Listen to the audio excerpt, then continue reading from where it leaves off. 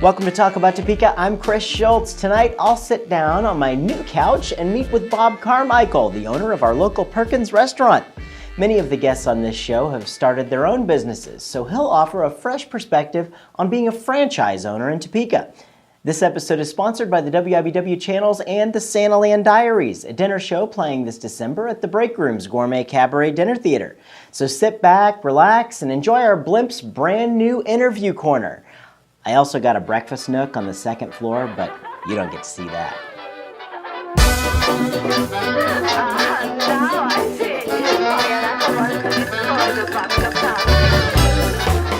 We interrupt this broadcast with a late-breaking news update here at the studio. We go now to an extremely unnecessary and fake live shot at the state capitol with our senior political mental illness analyst, Max Ellis. Max? Thank you, Chris. I'm here tonight because Kansas is one of the 50 states to have a whitehouse.gov petition to secede from the United States and become our own country. As of this broadcast, the Kansas petition has 8,500 signatures, but up to 60% of those are from other states. And they can't all be Orly Tates. Basically, it's people who are saying, go ahead, Kansas, take your chances. We won't miss you. Enjoy your new president. Leaving out signatures with no location, that's still at least 2,500 Kansas residents who signed the petition. While some of you can say it's only 0.09% of Kansas residents, in my case, the approach is the glass is 0.9% full of bullcrap. Why do we seem intent on finding that one thing that makes the rest of the world look at us and say, WTF, Kansas? Well, some other states' governors have said they will not support these petitions, and to my pleasant surprise, Governor Brownback is among them. Now, George Bush's 2004 re-election was surrounded by plenty of liberals promising to move to Canada. But at least that showed some personal responsibility, excusing themselves from a system that was no longer working toward their best interests. This Kansas petition, on the other hand, is the equivalent of liking Febreze on Facebook. Both take zero effort while reminding your friends that you stink. Max, do you think this will hurt our national image at all? Not exactly. I don't see this as a threat to our political standing per se, but it does make Kansas look quite the fool. Again.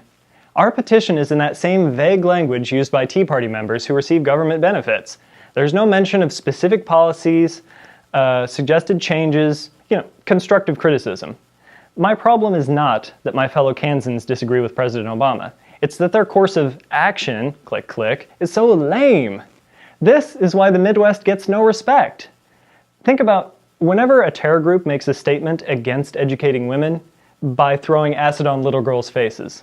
I always wonder, why would anyone agree with you after that? Who sees that and says, they might be onto something?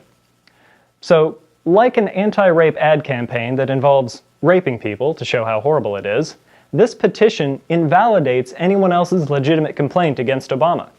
Chris, can either of us now go on a national news show and say, we think Obama could do better in this area? Not anymore. They'll respond, all you Kansans want to leave the Union anyway. Well, in that case, I'll address the Kansan extremists out there. Calm down. Take a deep breath. Inhale. Exhale.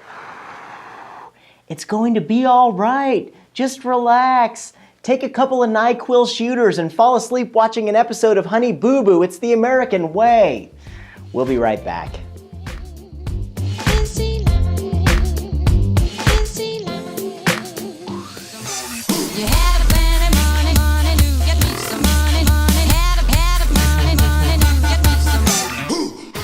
So I'm sitting here with Bob Carmichael. He is the owner of Perkins Restaurant here in Topeka. Bob, thanks for joining us. Thank you for having me, Chris. All right, we're here on our brand new set. You're the very first guest to christen the couch here. This is wonderful. I like this.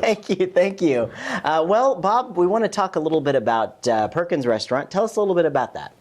Well, Perkins has been around since 1958. A lot of people don't realize that it's been around that long, and actually was founded on a pancake recipe.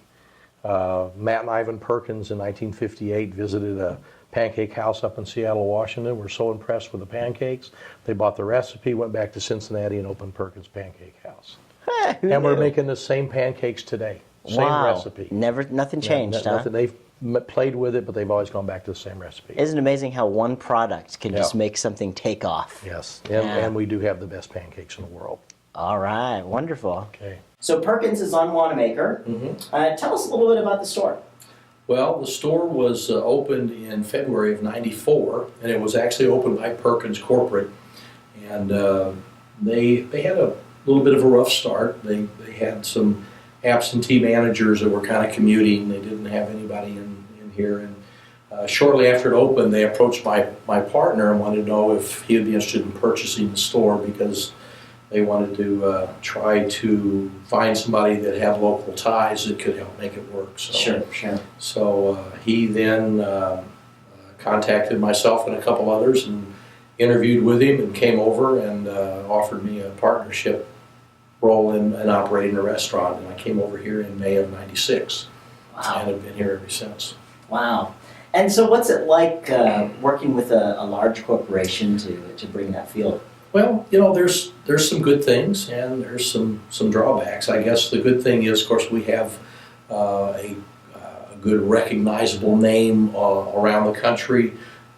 Perkins are really known up in the Wisconsin, Minnesota area, Ohio, Florida. So people traveling around see a Perkins logo, they feel pretty comfortable. It's a good place to come and eat, so that helps. Sure. The other thing is, we have national support in our purchasing power. We're able to, with 450 stores, they negotiate contracts for all of them. Yeah. So we have some good purchasing power, and national marketing helps. They can put things together, which is good.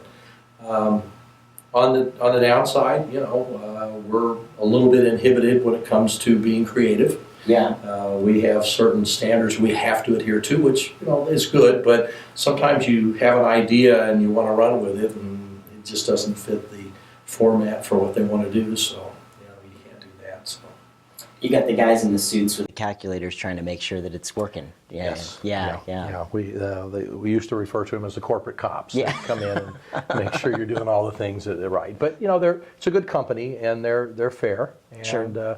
They're open to ideas. At least if you have an idea, they'll listen to you, and if they think you make it fit, they'll make it fit. And how big is the Perkins company?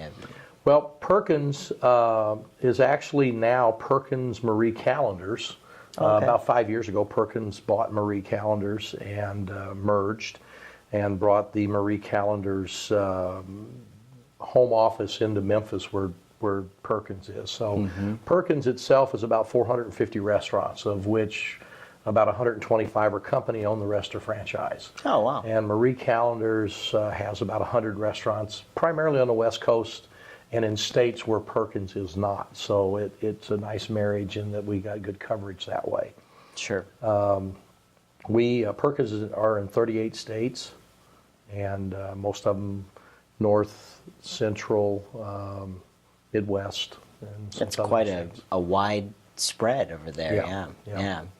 And so you have you get a lot of support from the other franchise owners and all that around. And is there a network of folks? Yeah, we have. My partner has a store in Lawrence, and then of course we have the one here. We have one in McPherson and one in Great Bend. Those are the ones that we have in Kansas. Then the Kansas City market is company owned, with the exception of the independent store. They opened a new one there last year, which is a franchise. So we have a good working relationship with the Kansas City market. When they have training classes, we can send our people over there. When they do new menu rollouts, we can go over there and work with them. So Sure, that's it's very a interesting. Very good working relationship with the company. Yeah, that's cool to see how that dynamic works, really. Especially, I'm familiar on the very small side of business, and that, wanting to change something at any given whim, and anybody who comes by my place knows that I do that all the time. A lot, yes.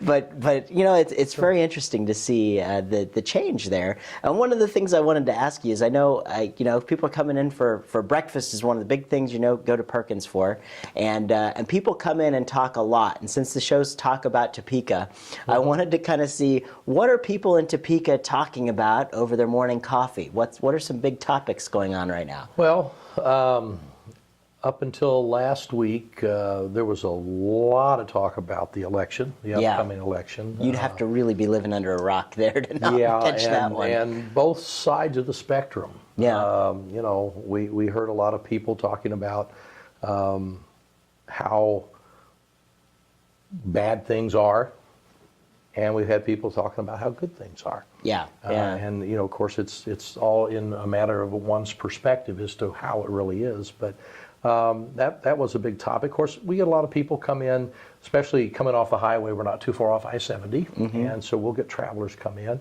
and we get a lot of people asking about Topeka. Where do I go? What can I do? Where do I go to take the kids? And we talk about the local areas, the Discovery Center, the museum, the Combat Air Museum, those kinds of things. So a lot of that. Most recently this week, I've heard a lot of talk, of course, about Thanksgiving coming up and travel and family coming into town. So, all the holidays. Yeah. Probably not a lot different than the kind of things you'd hear downstairs in your place where they're talking about what goes on in life. Just the random things. That's right. Yeah, boy, you hear some great things. And you really do get to talk. I mean, when you kind of get in that, I think the morning breakfast thing is a little more different because people seem to be a lot more talkative in the mornings. Have you noticed that? They come in, they're having their coffee. Yeah. It's like sitting around the dinner table, the breakfast table, or whatever. You've got your cup of coffee and a newspaper, and you have that conversation with your spouse or your significant other or whatever. So when you're at Perkins, I sometimes, I guess, maybe take that role when there's somebody sitting here and go over and say hi to them, and we get into a conversation about a myriad of different subjects. Yeah, I always love that, meeting the new people. That's the cool part about it. That's it. Yeah. So what else is going on with Perkins? Like, what's down the pipeline?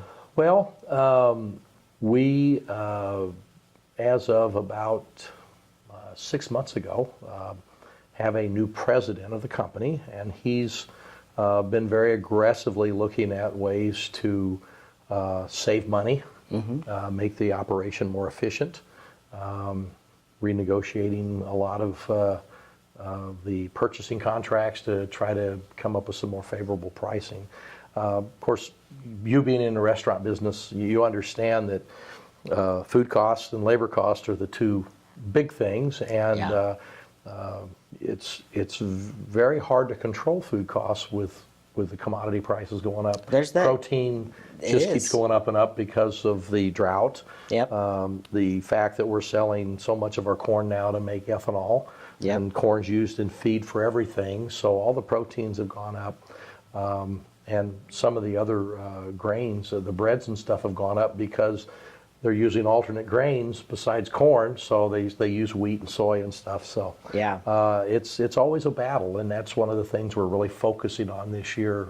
Perkins is trying to be more competitive price-wise.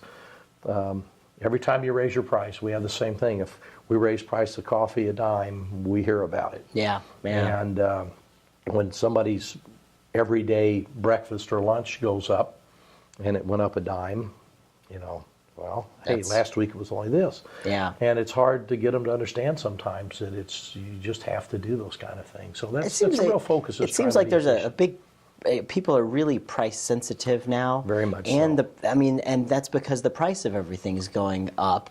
But also, there really is that balance there. Yes. It seems to be, it may be a little off kilter a little bit. It's hard. Yeah, it's very hard to, okay. We struggle with, I'm going to raise the price? I need a 1% increase in my total menu. Yeah. So that means that this item that's really popular, maybe I can increase it a nickel. Yeah.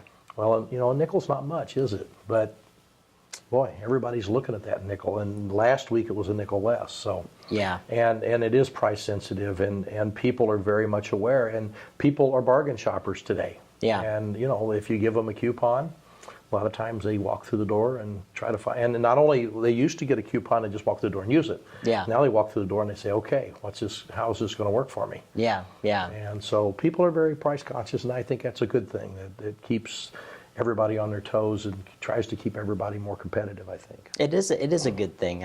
I've noticed that if the price of things is up, you know, you don't. I've been one of those guys that I don't like the big couponing, gouging things. I'd rather just have the margin set and not have to factor in, you know, the someone's going to get a buy one get one free here and do this and just because I feel like we're training people to be more price sensitive. It should just be kind of fair. That's right. You know. Well, and that's right, and I feel the same way. Unfortunately, with the competition, if the gentleman across the street decides he wants to run a 20% off coupon or a 15 off or a 10 or whatever it is, then all of a sudden I look across the street and I see a lot of cars over there and I don't have as many in my lot. Yeah. So then to counter that, I do the same thing, and then the next week I have them in my lot and his is a little leaner. And you know, it would be much easier, I think, for everybody if we just set your price, make it fair, and let them come in. Let the product sell it. That's right. And we hope that we have great product and great service that people come back. Absolutely. So, yeah. But they're still price sensitive. Yeah. I think they're going to be price sensitive for a long time. I think so. I'm price sensitive. I'm not a shopper, I'm a buyer. I've always said that, but when I go in and I need something, I don't just go in anymore and buy it. I go in and I do look, and you know, I'm like, okay, that's this much, this is this much. Yeah. Then I have to weigh out, is this a higher quality? You know, is this extra $2 for this? Why am I going to pay that? Right. Where before I'd go in and I like the way this looks, and you buy it. Yeah, that's right. And anymore, I'm as much as anybody, I guess, a little more price sensitive. Well, we all have to be, but you know, the quality of Perkins Food's always great. Every time I go there, absolutely love it. We hope so. Yeah. Well, and how long have you guys been around? And you said this, but Well, it opened in February of '94. When the store actually opened. Okay. And I've been there 16, a little over 16 years now. Well, here's to another 16 and I many hope. more. Actually, I'm hoping I'm still around here in 16 years, but not still there every day. I'd like to be a little more relaxed, maybe a little more golf. Yeah, well, you know. Well, to your golf, Bob, I wish you well, and I thank you so much for joining us today. Thank you, Chris. You know what? I can't let you leave until we do our notorious lightning round. Okay. That's the... Okay, so I'm not going to get struck by lightning, right? No. Okay. Although, we will put 60 seconds on the clock, and there'll be a nifty sound effect, so don't worry about that. Okay. And then we'll go. So let's do the 60 seconds, and go. In your opinion, what was the greatest movie ever made? Butch Cassidy and the Sundance Kid. Oh, good one. Let's see, a paper or plastic? Oh, paper. All right. If you were a car, what kind of car would you be? I'd be a 1967 Datsun 2000 Roadster. Very specific. Very specific. You've thought about this one Oh, before. that's my favorite car. All right. What'd you have for lunch today? I didn't. All right. Working through lunch. Let's see. It's a business. It's an occupational hazard. It's the curse of the restaurant Yes. business. If you could bring a dead celebrity back to life and ask them one question, who would it be and what would you ask? Ronald Reagan, and how can we get back the way we used to be when you were president? That's a good question. Well, let's see. What's your favorite kind of food? All. Very good. A little more specific. I'm a pizza fan. As long as it's from Perkins Restaurant, folks. That's exactly right. No, not really. And that's all the time we have. Great. But one more question. What's your favorite television show to watch every Tuesday night at 9:30 on MyTV? It's Talk About Topeka. Hey, there we go. Bob, With Chris Schultz. Hey, you got brownie points There for we that go. one. That's good. That's good. Thanks a lot, and we'll come down and see you soon. Okay, thank you, Chris.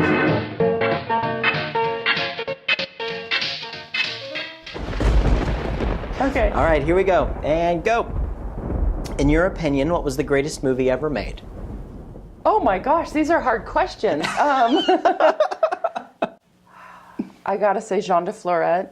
Oh, I haven't seen that. Oh, it's the reason I moved to France. Jean de Florette, and the follow-up is Manon of the Spring. Okay. It's got Gerard Depardieu in it. It's a great movie. Go, I will watch it. Yeah, they have it I'll at the check- library. Very Yeah. good. I'll check it out. Let's see. Do you consider eyebrows facial hair? Yes. Okay. I don't know where that one came from. It kind of popped in here. If you were a car, what kind of car would you be? Oh gosh, I would be something like, probably an old pickup truck. Just something really dependable. Yeah. That's good. Let's see. If you could bring a dead celebrity back to life and ask him one question, who would it be and what would you ask? Wow. Okay, a dead celebrity. Oh gosh, there's so many answers to that. I'd probably bring, I think, Michael Jackson. Sure. Yeah, I'd like to, there's a lot of questions I'd like to ask him. I think there's a lot of questions everyone would ask Michael. Let's get to the bottom of a couple things, Michael. What were you So thinking? pick your own question on that one. What's your favorite kind of food? Oh, that's a good question. I don't have one. I like. Have you seen me? I like food, so that would be my favorite kind. The kind All of the above. Yeah, all of the above. Exactly. All right, and let's see, paper, rock, or scissors? Rock. I'm sorry, you lost. Figures. There you go. Let's see, what's your favorite color? Brown. Okay. Paper or plastic? That surprise you, brown? No, not at all. There you go. Paper. Every day, paper. I figured that, Always on the paper. Let's see, in your opinion, what was the greatest movie ever made? Ooh. I love Field of Dreams. I'm also a sports junkie, too. And I love the movie Field of Dreams, but there's been a lot of really good movies, so I don't know. But Field of Dreams would be right up there. Casablanca's a great one, too. That's a good classic. one. That's very true. What'd you have for lunch today? I didn't eat lunch today. See, working through lunch. I know. I think I may have had one slice of pizza. If you could bring a dead celebrity back to life and ask them one question, who would it be and what would you ask? Oh, man. Elvis Presley. And why didn't he just keep it going? It was wonderful, wonderful music. Some people think he's still Well, alive. I don't know. That's true. Is he in the building? He might be here with us. I don't know. What's your favorite kind of food? I love Italian food. Excellent, excellent. Let's see. Paper, rock, or scissors? Paper. All right, okay, good. You won that time, finally. Good. There we go. Regular or decaf? Well, I do both, and Okay. actually I mix them both. But do I have to choose just one? If you're choosing one. Regular. Okay, all right, good. Okay. What's your favorite color? Favorite color would be yellow. All right. And what's your favorite television show to watch every Tuesday night at 9:30 on MyTV? Well, there you go. Talk about Topeka. Hey, There we in go. fact, everyone always says that. I don't know. Thanks again to Bob Carmichael. This episode was sponsored by the WIBW channels and the Santaland Diaries by David Sedaris, a dinner show at the Break Room's Gourmet Cabaret Dinner Theater. Get your tickets at breakroomdowntown.com. If you have an opinion about Topeka, and who doesn't, send us a message on our website or through Facebook, Twitter, or Gmail, and we might just look into it on our show. Or we could post it to CJ Online so you can get crucified by bloggers. Who knows? Remember, check out the Topeka newsletter on our website for local events. I'm Chris Schultz. Keep talking about Topeka.